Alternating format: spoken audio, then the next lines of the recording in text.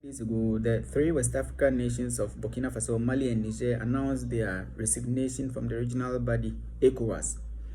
You recall that after these nations experienced coup d'etats, ECOWAS, has been known to be calling for immediate return to civilian rule, which the military governments have not heeded to.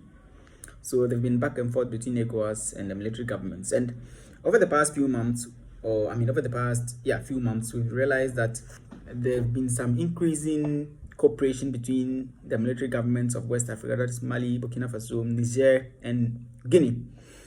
It is surprising that Guinea wasn't a signatory to this move to resign from ECOWAS. I'm still to find out why. But what are the ramifications of this resignation on ECOWAS in terms of population, GDP, and then landmass? First of all, in terms of landmass, this resignation takes away about 45% of ECOWAS landmass. These three countries, Burkina Faso, Mali, and Niger, form about 45% of ECOWAS landmass. But it's good to really look at this in a more detailed way, because what is the composition of this landmass? It is mostly arid and desert land. So yeah, 45%, but more than 50% of that 45% is mostly arid or desert land.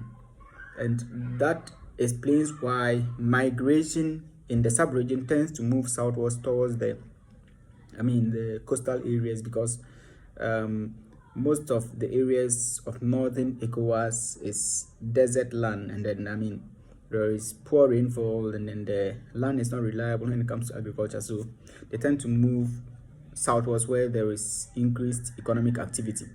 So ECOWAS lost 45% of its land mass, but when you look into the details, you would realize that it's not really a huge loss.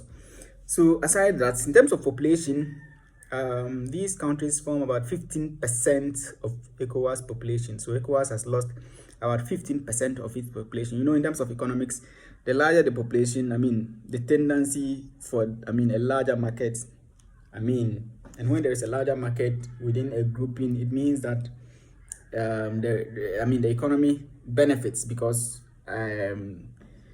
production there's a possibility of the production being absorbed within the same economy, and it increases economic activity in the long run. So ECOWAS has lost about 15% of its population.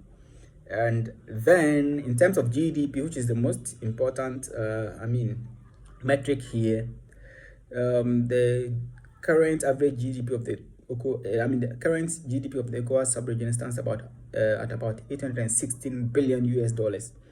And the combined GDP of these three nations stands at about 54 billion US dollars. So that makes it about 6% of the total GDP of ECOWAS. So it means ECOWAS has lost about 6% of its total GDP to this move by these three nations. So now, in terms of the effects, the negative effects, definitely these three nations are going to suffer in the long run, because first of all, they are going to lose out on some very important and beneficial ECOWAS treaties, like the free movement of goods and services.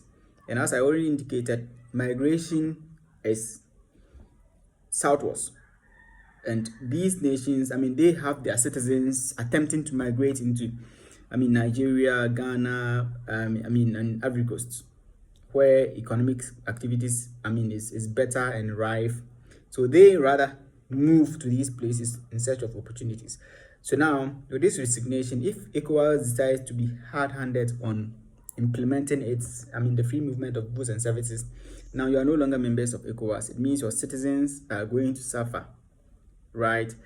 Besides that, yes, ECOWAS will definitely suffer also. For instance, Ghana imports a lot of its onions, tomatoes, and then livestock from Burkina Faso, Mali, and Niger. So that is going to be affected, because definitely trade is going to be.